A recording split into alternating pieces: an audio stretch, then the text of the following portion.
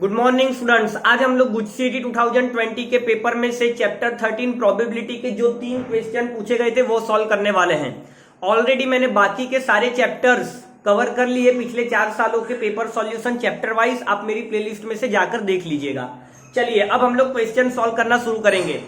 तो बेटा पहला क्वेश्चन क्या है, if a and b are independent events. तो बेटा ये जो इंडिपेंडेंट इवेंट्स दिया है इसका मतलब क्या होता है, इसका मतलब होता है probability of a intersection b equal to probability of a into probability of b. याद रखना, जरूरत पड़ने पर हम इसका यूज करेंगे। आगे देखिए क्या दिया है, probability of a p, b की probability 2p and probability of exactly one of a and b. देखिए इसका मतलब क्या होता है बेटा, probability of exactly one of a and b. बेटा इसका मतलब होता है, आप समझिए ध्यान से, exactly one of a and b मतलब ए और बी में से एक टाइम पर कोई एक ही होता होगा। मतलब अगर ए हो रहा है तो उस टाइम पर बी नहीं होगा, ठीक है, मतलब बी का बार, जिसे हम लोग नॉट बी कहते हैं। या फिर अगर बी होता होगा तो ए नहीं होगा, मतलब ए का बार। सिंपल, यही मतलब होता है बेटा exactly one of a and b का।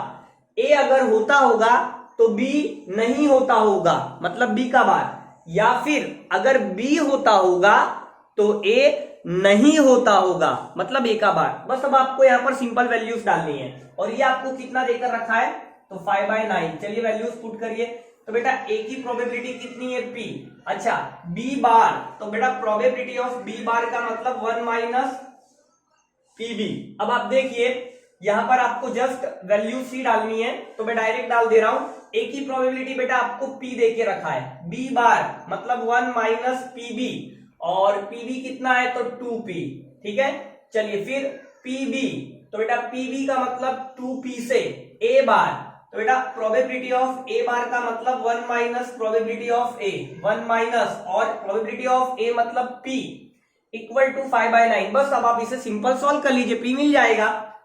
चलिए तो ये p अंदर मल्टीप्लाई किया, p ये 2p स्क्वायर, ये 2p, ये 2p स्क्वायर 5/9। ओके, तो बेटा देखिए मैं एक साथ दो काम करूंगा, ये 2p और p 3p, और ये 9 को मल्टीप्लाई में भी लेना है, तो 27 हो गया। 2p प्लस 1p मतलब 3p, और ये 9 मल्टीप्लाई में तो 27p।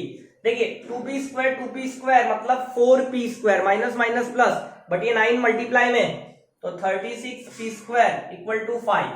अब इन दोनों को वहां ले जाइए तो क्या मिलेगा बेटा, देखिए मैं यहां लिख रहा हूं 0 इक्वल टू माइनस, वहां पर जाके प्लस होगा, 36p स्क्वायर 27 माइनस होगा, और ये प्लस 5। बस आपको इस क्वाड्रेटिक इक्वेशन को सॉल्व करना है और आपका आंसर आ जाएगा, है ना। कोई खास बड़ी बात नहीं है, यहां पर आपको जस्ट क्वाड्रेटिक इक्वेशन सॉल्व करना है। चलिए हम लोग सॉल्व करते हैं। यहां ऊपर देखिए ध्यान से,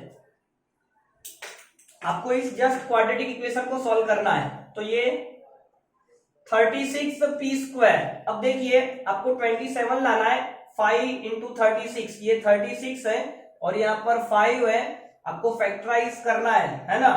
तो यहाँ पर 12 3 जा 36, और ये आपका 5 तो है ही, यहाँ पर 5 आपका एडिटिव है। तो बेटा 5 इंटू 3 15 और 12, यस हो गया फैक्टराइज। तो 15 पहले 12 लिख लेते हैं। पहले मैंने लिखा 12p minus 15p plus 5 equal to 0।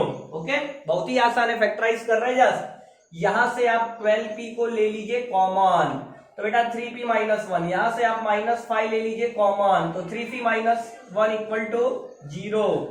तो बेटा यहां से आपको p 1/3 मिलेगा, है ना, कॉमन लेने के बाद मैं शॉर्टकट कर रहा हूं।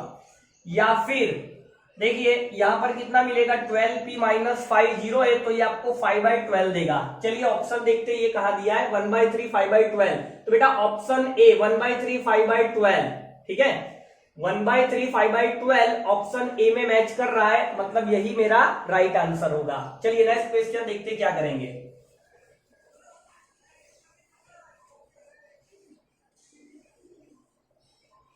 चलिए नेक्स्ट क्वेश्चन आपको क्या दिया है, देखिए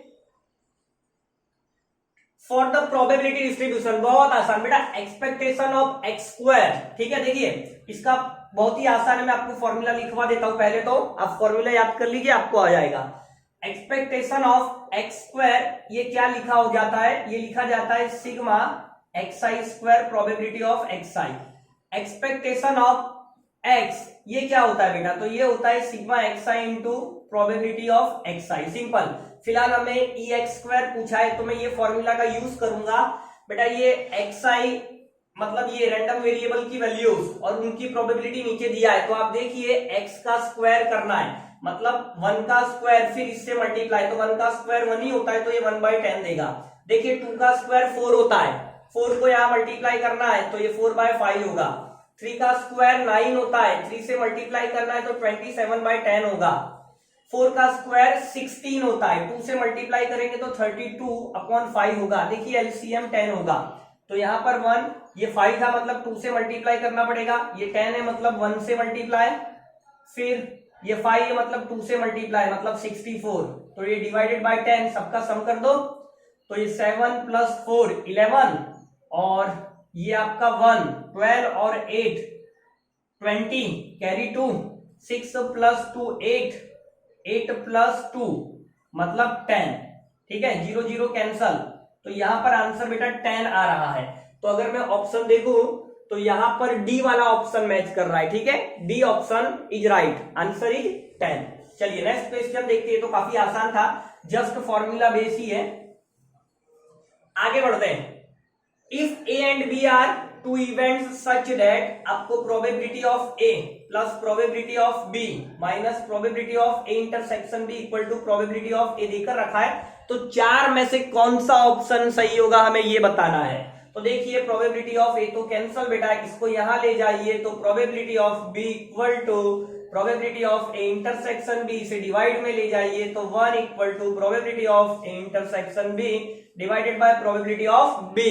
तो बेटा ये तो कंडीशनल प्रोबेबिलिटी का फॉर्मूला है, इसकी जगह पर मैं क्या लिख सकता हूं मालूम है, ये किसका फॉर्मूला है, तो ये है बेटा probability of a oblique b, मतलब conditional probability of event a when b has already been occurred, b हो चुका हो तब ए के होने की प्रोबेबिलिटी। ठीक है, तो probability of a oblique b का फॉर्मूला बन रहा है ये intersection b upon probability of b, तो इसका मतलब मेरा आंसर होना चाहिए probability of a oblique b equal to 1। देखिए इस तरह का ऑप्शन कहां पर दिया है, तो बेटा डी वाला मैच हो रहा है, a oblique b equal to 1, yes option d is right. तो यहां पर हमने गुड सिटी 2020 के ऑल 3 क्वेश्चन सॉल्व कर लिए और आपने देखा कि लेवल कितना आसान है। ठीक है, बहुत ही आसान क्वेश्चन है।